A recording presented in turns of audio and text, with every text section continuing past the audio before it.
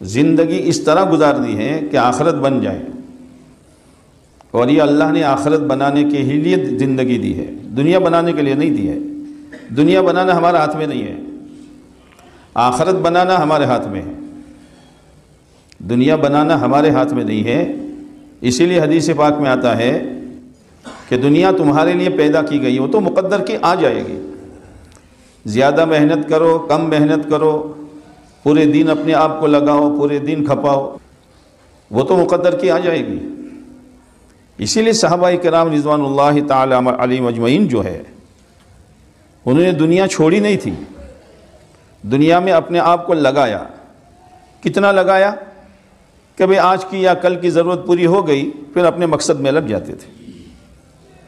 اسی لیے جو صحابہ کرام کے بارے میں آتا ہے کہ آدھا دن گھر پر کاروبار میں، آدھا دن مسجد میں، آدھی رات گھر پر، آدھی رات مسجد میں، ہر ایک اپنی آخرت بنانے کی فکر میں تھا۔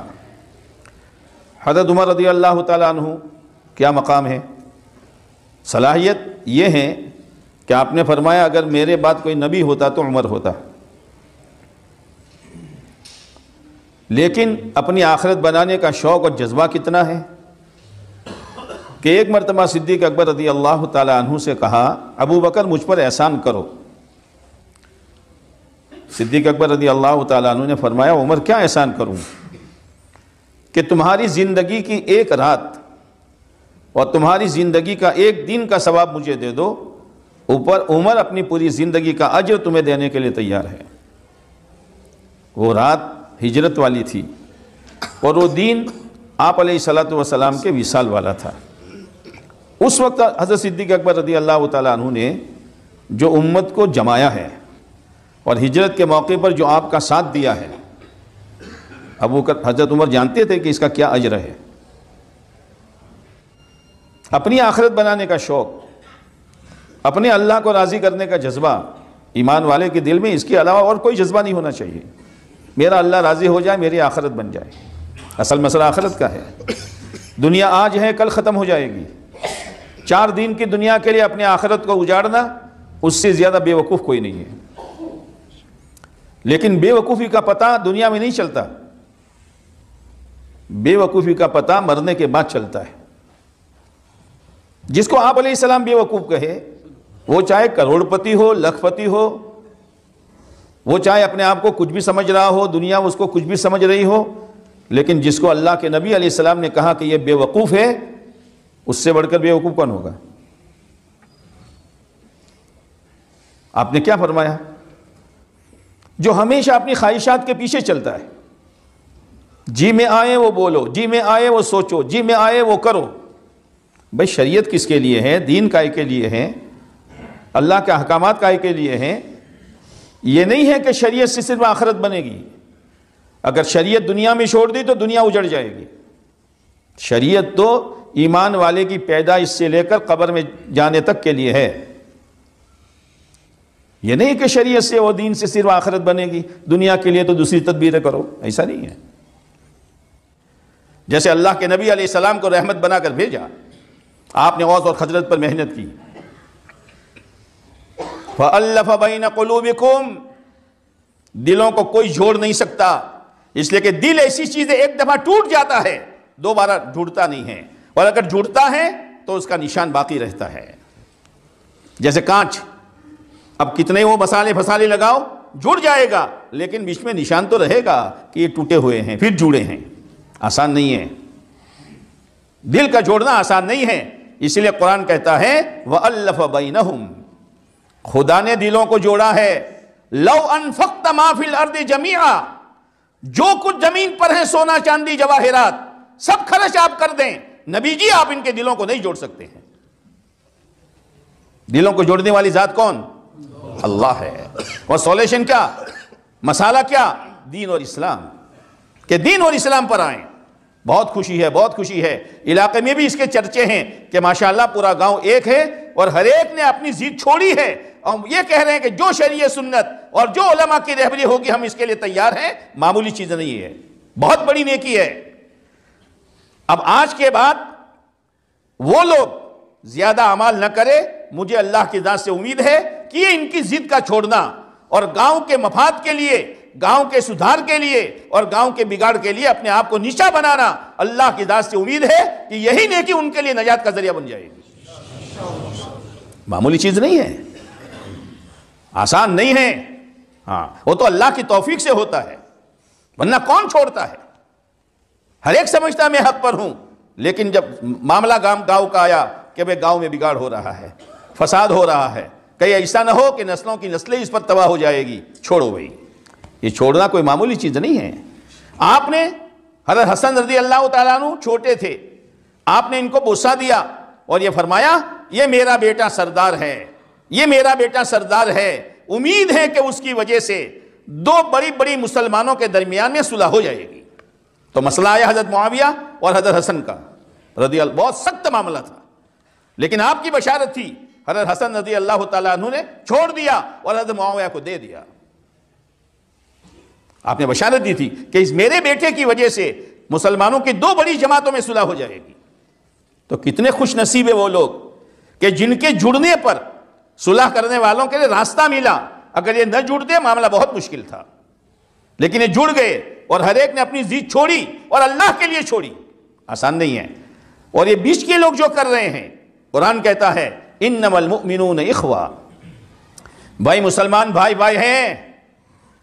جیسے حضرت علی رضی اللہ تعالیٰ عنہ جنگ کے صفین میں، حضرت علی بھی صحابی، وہ بھی صحابی، تو بعد لوگوں نے کہا علی ان کی عورتوں کو باندیا بناؤ اور ان کا مال لے لو۔ کہا کیا کہتے ہو؟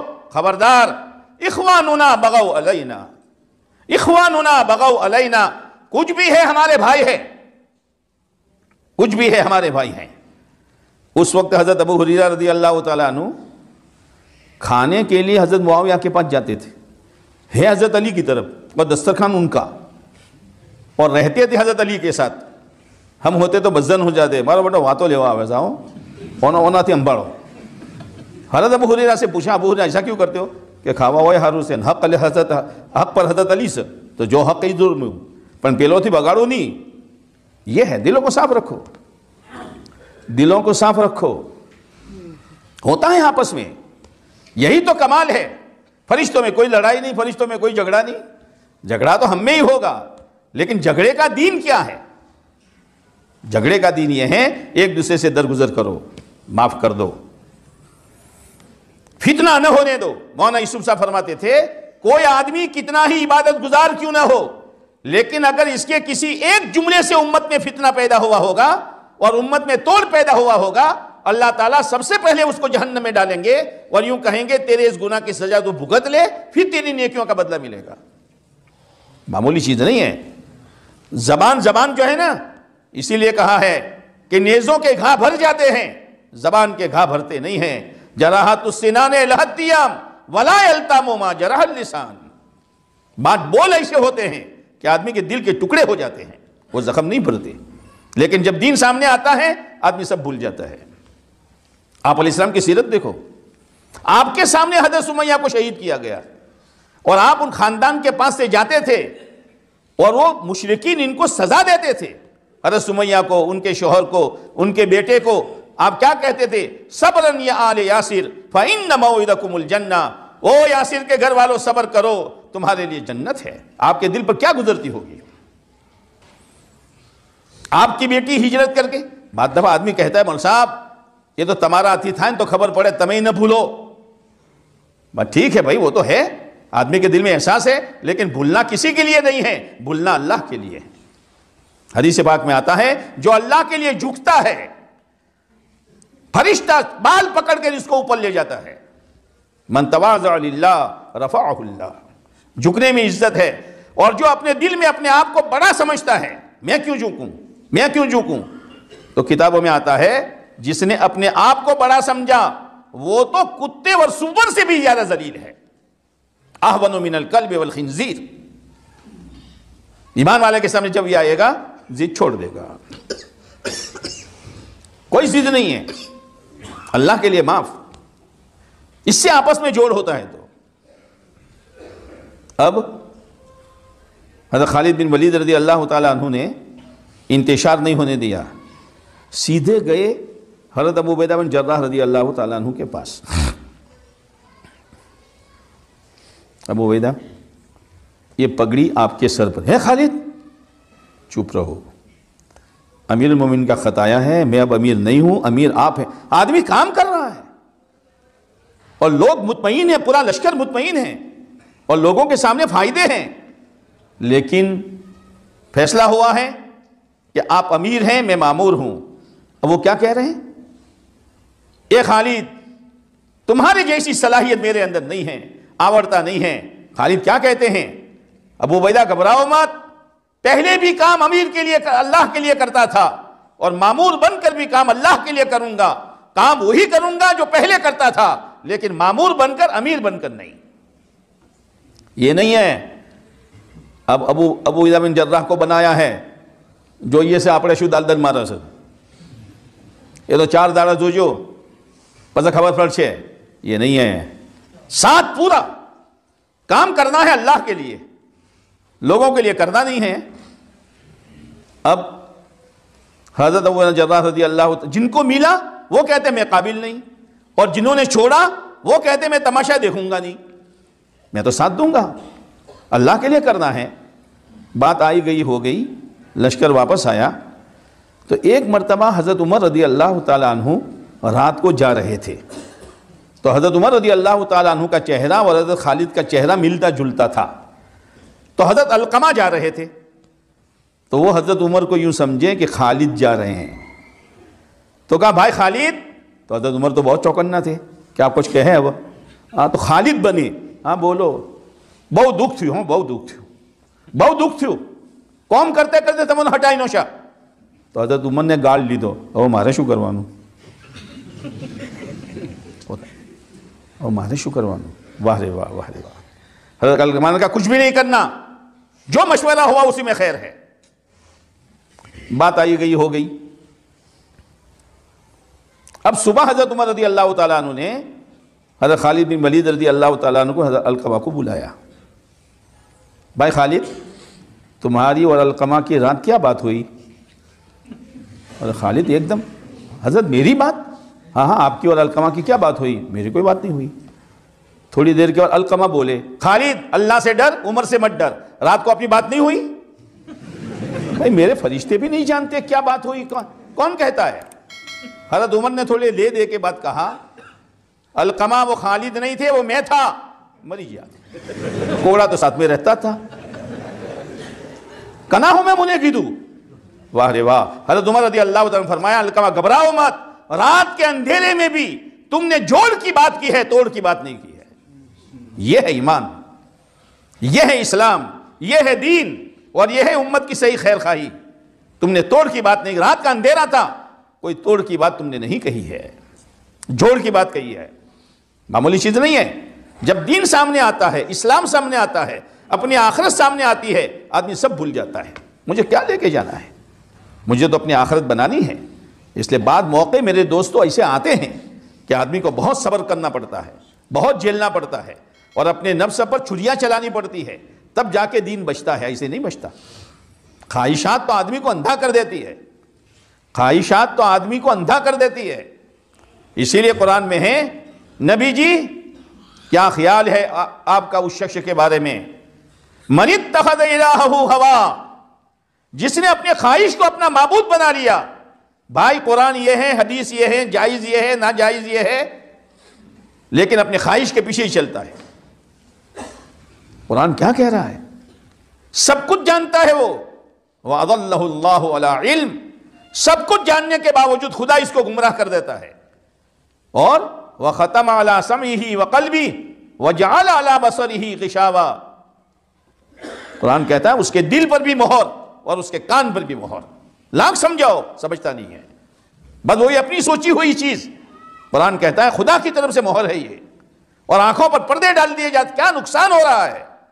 گاؤں کا ستیہ ناس ہو گیا، اخلاق بگڑ گئے، جوان بے قابو ہو گئے. جوان بچیوں کے ایسے ایسے واقعات کہ غیرت والا زمین میں چلا جائے.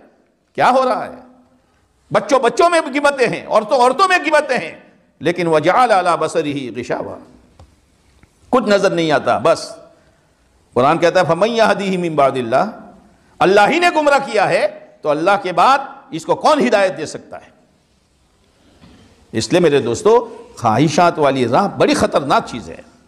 خواہشات کو چھوڑو، اللہ کے احکامات پر آؤ، اللہ کے دین پر آؤ، شریعت سنت پر آؤ۔ ہر مسئلے میں، بھائیوں میں توڑ ہو، خاندان میں توڑ ہو، میاں بیوی میں توڑ ہو، پارٹنروں میں توڑ ہو، دین کے سوا کئی حل نہیں ملے گا۔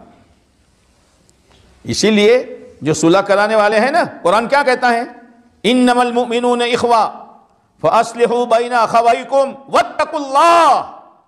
چہرے مت دیکھنا، لوگوں کے آنکھیں مت دیکھنا، اللہ سے ڈرنا صلح کرانے میں، ورنہ اگر کسی کی طرف ناحق تم نے فیصلہ کر دیا، صلح کیا کراؤ گے؟ تمہاری آخرت پر آگ لگ جائے گی۔ اللہ کا رحم چاہتے ہو، اور صلح اتنی اہم چیز ہے کہ اللہ سے ڈر کر صلح کراؤ گے، تم خدا کے رحم کے قابل بن جاؤ گے۔ آپ علیہ السلام کے زمانے میں ایک اونچے خاندان کی بچی نے چوری کی، تو لوگ جمع ہوئے، لوگوں نے کہا اس بچی کے مسئلے نے ہم کو تو بہت فکر میں ڈال دیا۔ کیا ہے؟ اب شریعت یہ کہتی کہ ہاتھ کاٹو، اب اونچے خاندان کی ہے تو خاندان کی ناموسی ہوگی، خاندان کی ناموسی ہوگی۔ بھائی اللہ کے نبی سے کوئی سفارش کراؤ۔ کون؟ کہ حضرت اسامہ کو بھیجو، وہ آپ کے لاڈلے ہیں۔ حضرت اسامہ رضی اللہ تعالیٰ عنہ کو بھیجا کہ اللہ کے نبی علیہ السلام کے پاس ایک سفارش کرو کہ اللہ نبی بڑے خاندان کی بیٹی ہے، ہاتھ کٹے گا تو خاندان کی ذلیل ہو جائے، خاندان بے عزت ہو جائے گا۔ آپ غصے ہو گئے، آپ نے فرمایا اسامہ کیا سفارش کر رہے ہو؟ سن لو، محمد کی بیٹی فاطمہ بھی اگر چوری کرے گی تو اس کا ہاتھ بھی کاٹ دیا جائے گا۔ شریعت ہے، چہرے نہیں دیکھے جاتے، البتہ خوشامد کی جاتی ہے۔ جب حضرت صدیق اکبر رضی اللہ تعالیٰ عنہ کو بڑا بنایا گیا، بڑا بننا چاہتے نہیں تھے وہ، لیکن سنا، سوچا، دیکھا کہ اختلاف ہو رہا ہے امت میں، لہذا اختلاف کو دور کرنے کے لیے حضرت صدیق اکبر نے خلافت لے لی تھی۔ اس کے بعد کئی دنوں تک کھڑے ہو کر کہتے رہے، بھائی میں نے تو اختلاف دور کرنے کے لیے بوجھ لیا تھا، اللہ کے واسطے یہ بوجھ مجھ سے لے لو۔ امیر ابو بکر ہے رضی اللہ تعالیٰ عنہ، دو آدمی آئے، کہ ابو بکر وہ کھاری زمین کا ٹکڑا جو ہے نا، جہاں کوئی اگتا نہیں، ہمیں دے دو نا، ہم محنت کر کے اگائیں گے، کہ لے لو، کہ لکھ کر دو۔ تو لکھ کر دیا کہ وہ اتنا ٹکڑا ان کو دیا، لیکن کہا حضرت عمر سے رائے ملا لینا، حضرت عمر کے پاس جانا اور کہنا ابو بکر کے پاس گئے تھے اور یوں ہوا۔ وہ دونوں گئے، حضرت عمر نے کہا کیوں آئے ہو؟ یہ پرچہ۔ حضرت عمر رضی اللہ تعالیٰ نے پرچے پر تھوکا اور پھاڑ ڈالا۔ ابو بکر کون ہے؟ یہ ان کی ملکیت ہے، یہ تو امت کی ملکیت ہے، ابو بکر نے کیسے دیا؟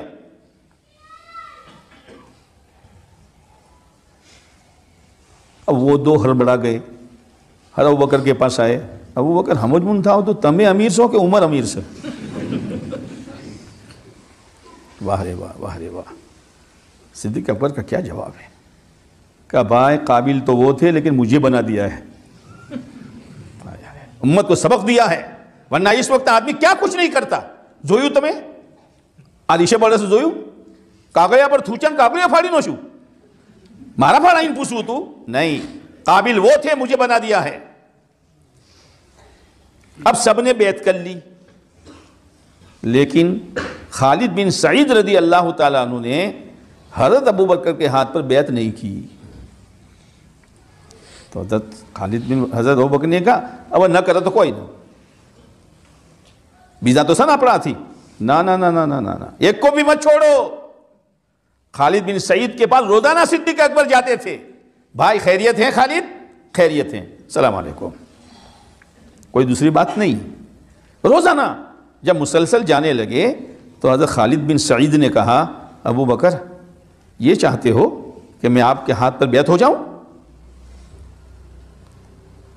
اب آپ کے ہاتھ پر بیعت ہو جائے، اسلام کہ آپ بڑے ہیں۔ صدیق اکبر نے کیا کہا؟ بھائی جی یہ چاہتا ہے کہ جہاں سب ہیں وہاں آپ ہو جائیں۔ کوئی جملے پر غور کرتے ہو؟ جہاں سب ہیں وہاں آپ ہو جائیں۔ کہ ابو بکر چپکے سے نہیں، سب کے سامنے بیعت کروں گا۔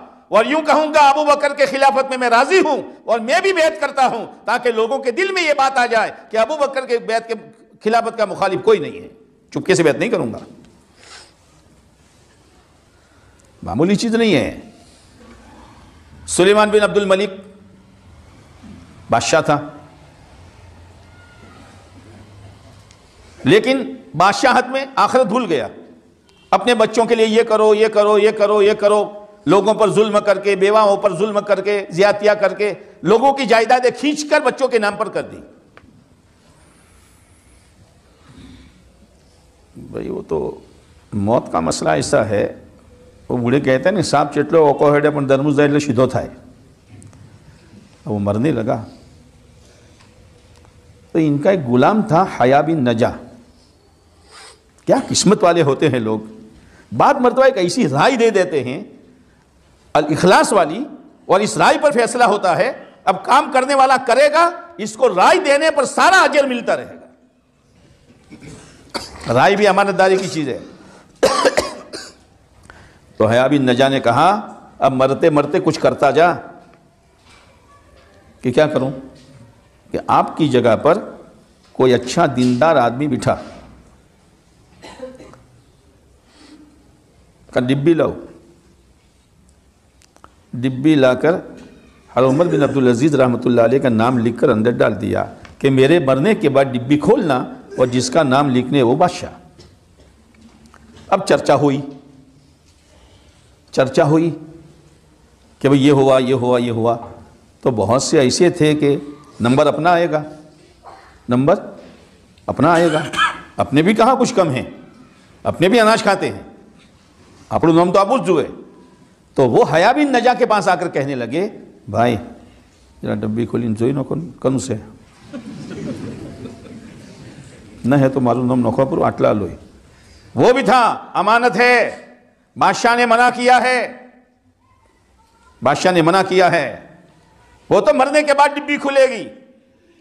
کچھ چاہنے والے تھے، حضرت عمر بن عبدالعزیز رحمۃ اللہ علیہ کو خدشہ ہوا کہیں میرا نام نہ ہو۔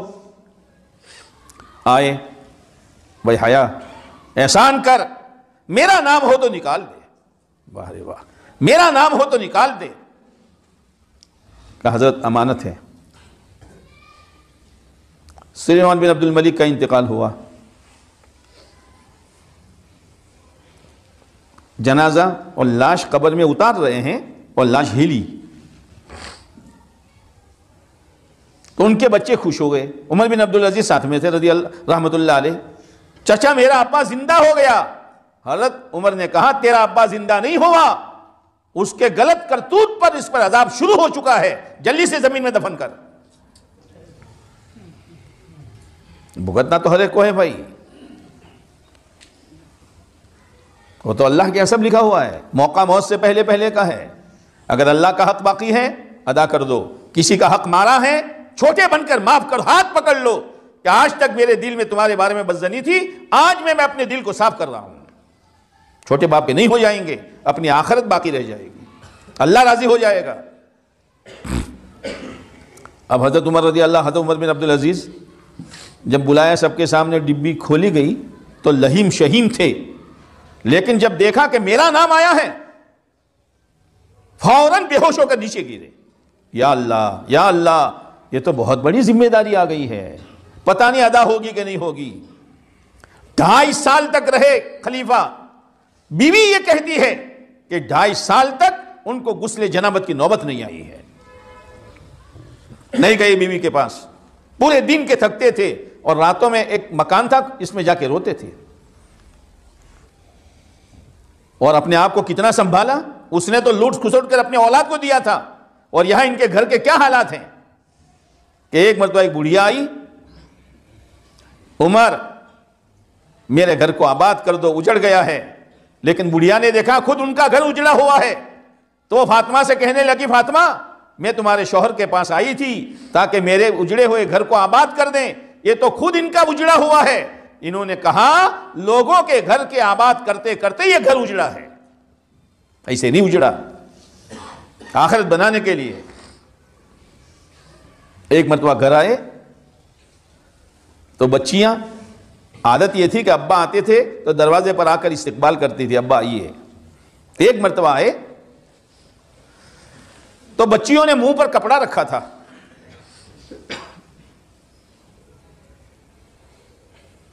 حضرت عمر بن عبدالعزیز کو تعجب ہوا کہ آج میری بچیوں نے منہ پر کپڑا کیوں رکھا ہے؟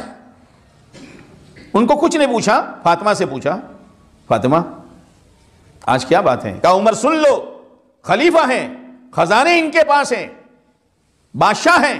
کیا کہہ رہے ہیں فاطمہ؟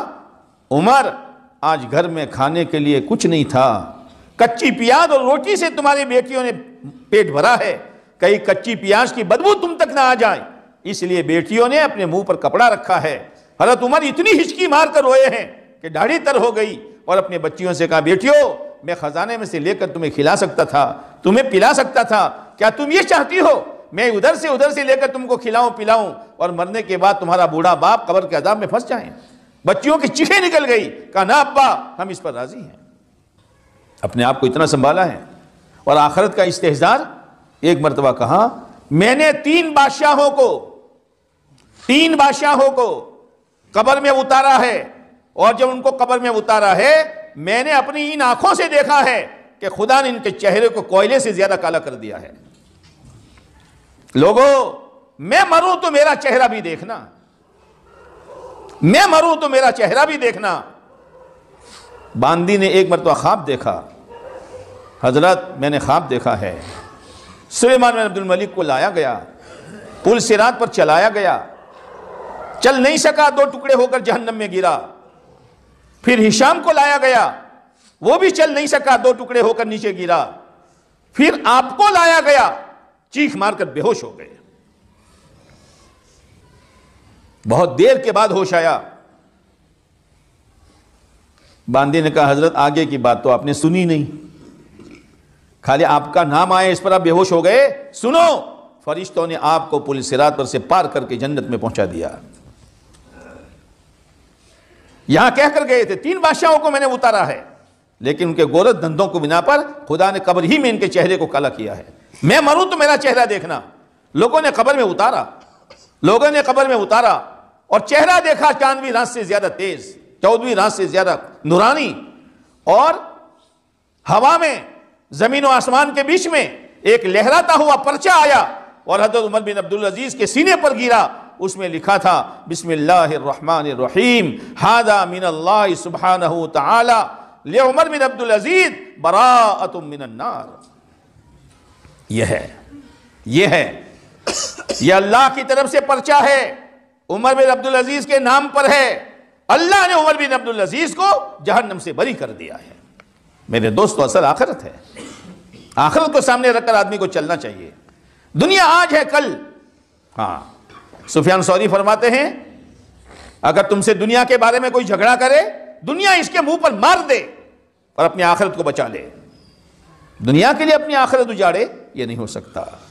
اس لیے میرے دوستو اپنی آخرت کو سامنے رکھو، نیکیوں میں تعاون کرو اور ایک دوسرے کا ذہن بناؤ۔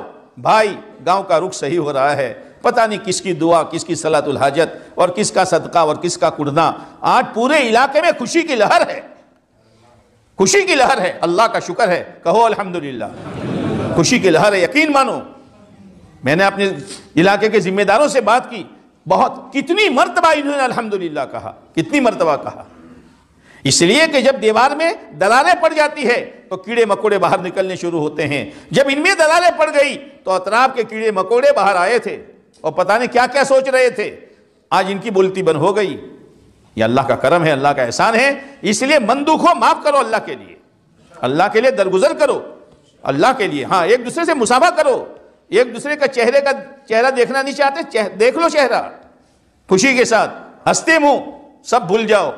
ارے آپ کی بیٹی حضرت زینب رضی اللہ تعالیٰ عنہ ہجرت کر کے جا رہی ہے، ہبار بن اسود آیا ہے اور پیٹ پر خنجر مارا ہے، آقا مدینے میں ہیں، حضرت زینب حمل سے ہیں، نیچے گری، حمل بھی نیچے گرا، حمل کا بھی خون اور زخم کا بھی خون میں لت پت ہو گئی ہے۔